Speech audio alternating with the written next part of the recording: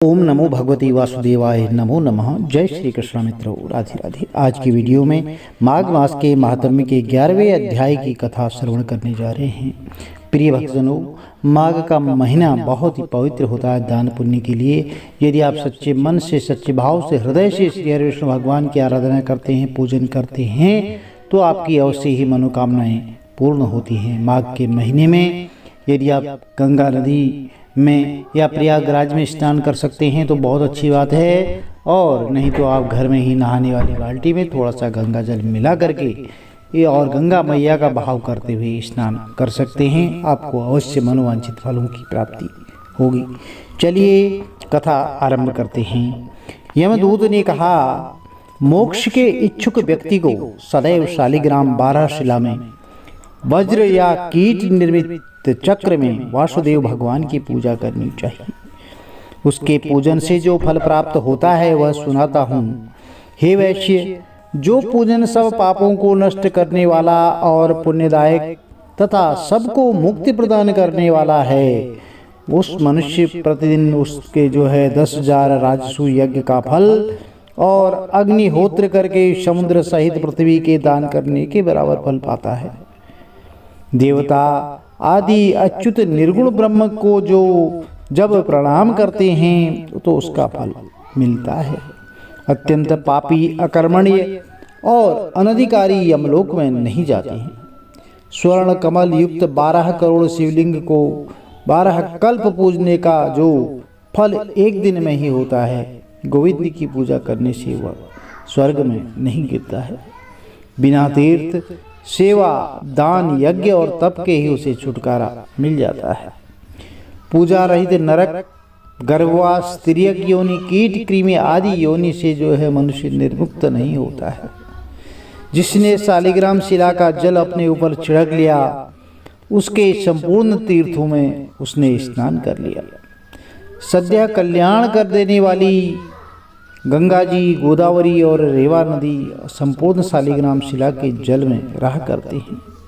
काम, क्रोध, लोभ से व्याप्त भी अधम पुरुष अनेक प्रकार के नैवेद्य, फूल, धूप, दीप, चंदन, गीत, बाजे, स्तोत्र आदि से शालिग्राम शिला की पूजा कलयुग में भक्ति भाव से करता है। वह 1000 कोटि कल्प तक अभिमान से छूट करके भगवान श्री हरि विष्णु के पास रहकर चक्रवर्ती होता है। जहाँ शालिग्राम शिला रूप में भगवान केशव उपस्थित रहते हैं, वहाँ पर देवता, सुर, यज्ञ और 14 लोक निवास करते हैं। शालिग्राम शिला के सन्मुख श्राद्ध करने से पितृ तृप्त होते हैं। सैकड़ों कल्प तक स्वर्ग में निवास करते हैं। जो लोग नित्य शालिग्राम शिला का जल पीते हैं, उनको 1000 पंचगव्य के आचमन से, सहस्र कोटि तीर्थ के करने से क्या प्रयोजन है। वह मनुष्य माता का स्तनपान नहीं करता, और जहाँ पर शालिग्राम शिला हो वहाँ से 3 योजन तक तीर्थ जानना चाहिए। वहाँ पर संपूर्ण दान और होम के करोड़ गुने फल प्राप्त होते हैं। हे राजन, शालिग्राम से कोटि भर तक के जो कीड़े मरते हैं वे वैकुंठ को प्राप्त करते हैं। शालिग्राम चक्र की खरीद बिक्री करने वाले मनुष्य प्रलय समय तक नरक में जाते हैं। हे वैश्वर, घोर वन में जितेंद्रिय होकर के तपस्या करने से जो फल मनुष्य प्राप्त करता है, वही गरुड़ध्वज वासुदेव भगवान को स्मरण करने से और उनकी शरण में जाने से प्राप्त होता है। वह नरक में नहीं जाता है। पृथ्वी पर जितने भी तीर्थ और पुण्य स्थान हैं, वे संपूर्ण विष्णु भगवान का नाम लेने मात्र से ही प्राप्त होते हैं।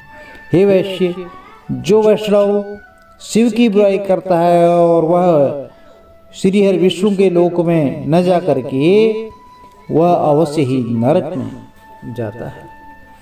तो प्रिय भक्तजनों, यह 11वें अध्याय की कथा थी।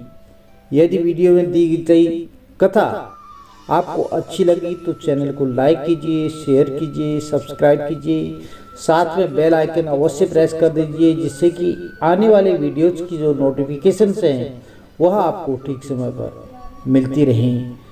यदि आप माघ के महीने में स्नान नहीं कर पाते हैं तो आप अपने घर में सुख समृद्धि और बरकत के लिए एक छोटा सा उपाय जरूर करें। नित्य प्रातः स्नान के बाद ब्रह्म मुहूर्त में उठ लें और साफ स्वच्छ वस्त्र धारण कर लें और एक तांबे के लोटे में जल लेकर के भगवान सूर्यदेव को जरूर अर्पित कर दें। आप सबकी मनोकामनाएं पूर्ण होंगी। हर हर महादेव, जय माता दी। आपका दिन शुभ।